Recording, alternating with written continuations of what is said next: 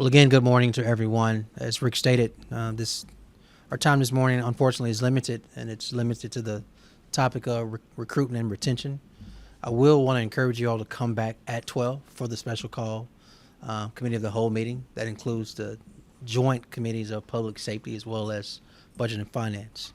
As we present to the council and the public in detail around a robust, detailed plan around recruitment and retention for Birmingham Police Department. We think this has been a critical issue, and it's been a conversation we've been having for a minimum of, at this point, 3.5, if not almost 4 years. And one, we want to tell you the things we've done around increasing police pay, 15% over the last few years, in addition to already started a take-home car program. In addition to that, a robust of things as it relates to taking care of our first responders. But today we want to enhance and add on to what we can do aggressively to make sure we're in a position to retain the officers we have, as well as to be in the position to best recruit in the Southeast, where our competitors are from all over, not just the state of Alabama. So with that said, I want to open up for any questions you may have around recruitment and retention. I know that Councilor Smithman, I believe, said that, kind of building a program to increase and encourage retention has been something that the city council has been talking about and trying to get moving for a while. So I guess kind of what has maybe prolonged this, or kind of what's gone into this being able to happen now? Yeah, so more detail will come out during the actual special emergency call meeting, where we give detail as it relates to numbers, as we give detail as it relates to amounts. But if people have been paying attention, this conversation did not start in the last quarter of 2024. This is something we've been talking about for months, even from questions you all have asked about what are we doing to retain our officers, what are we doing to recruit. What this is on top of those things in a more aggressive, accelerated pace to enhance the existing recruiting efforts that we currently have. So, for example, the $5,000 bonus, that's been in play for quite some time. Well, today we'll be making a recommendation to increase that to a $10,000 hiring bonus. And that's just one example of something we've already done, but to enhance. Can you kind of just list everything that you talked about in the council?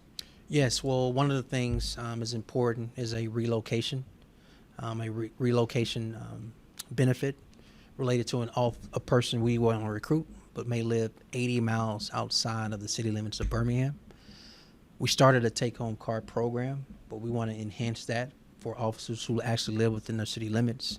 One, it's a program that other cities tend to have. Two, it boosts presence in community, as well as it's the intangible morale booster for existing officers. I think another, again, is the hiring bonus. So instead of being $5,000, $10,000 bonus. Something that was really important, and I think we can't highlight this enough, is we always want to take care of, show appreciation for our existing officers.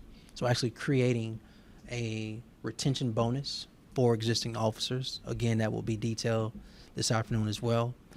As you noticed, the City Council a few months back approved an actual part-time employee position. Now we've gone through the process, so adding more, enhancing what that actual part-time police officer program looks like. And then there are a few other things that will be detailed this afternoon as well. Can you talk a little bit about the reaction? I've seen you talking with several BPD officers, FOP leaders. I know you've spoken with local leaders as well. Can you talk about what you've heard in regards to reaction to this plan? The reaction is all positive. I think any time that a city as an employer can go above and beyond what you're already doing to take care of your first responders is appreciated. And so we appreciate working with BPD leadership on this topic. And the kudos goes to BPD leadership, who continues to make the recommendations to us. What we want to do as an administration and in support of council is support those recommendations. But we believe we are in a critical junction now. So let's just open up the floodgates and be aggressive about supporting these recommendations and accelerate them, right? From a timing standpoint, we have and been in a position to recruit aggressively. So think back to this past Saturday. We had 87 people, if my math is correct, 80 plus people participate in the physical agility test. We haven't had that much interest in people wanting to be police officers since 2019, pre-COVID. And so the good news is we finally feel we are on the other end of this national curve of being in a better position to hire. We want more police presence. Our residents deserve more police presence. We need more patrol. So we're in the best position to get to that point right now at this critical moment. But let's make sure we have the necessary tools to attract officers as well as keep and retain the officers we have. From a competitive standpoint, where do you think this could place you amongst neighboring agencies? Several agencies and cities have come into Birmingham to recruit some of our talent before. Where do you think this alters our position? I think it puts us at the top. I think it will be really hard to poach from us, which a lot of smaller agencies have been able to do. I think as it relates to agencies our size, from the southeast, I think it puts us on the even plane. We just have to tell and share our story. Listen, there is no better time than right now for community members to be in a position to step up and actually serve their community, help their community, protect their community. And we want, as well as we need, men and women to be a part of the Birmingham Police Department. It is a position where you are literally people. It's a position of trust. It is a position of service. It is a position of building with community as well as protecting community. And so we want good men, we want good women to be a part of our force. And we believe the package that we are rolling out and presenting today to the council, presenting to the public, presenting to existing BPD officers as well as FOP members and community at large, we're putting and presenting our best foot forward to do everything necessary to get quality officers here as well as keep the officers we have. And can you detail a potential timeline? I understand this all is contingent upon what goes on at the 12 meeting. What would it look like if it's passed then? When could we see more, I guess, cash in these officers' pockets? I think you could see an immediate rollout in this last quarter of 2024. Today's October 1st, so why wait? Anybody else? How are you going to be able to expedite this compared to other programs that have been presented in the past? Well, one, we've requested and it's been granted for an emergency meeting with the Birmingham City Council today. So they've agreed to an actual committee of the whole where majority of the councils will be present.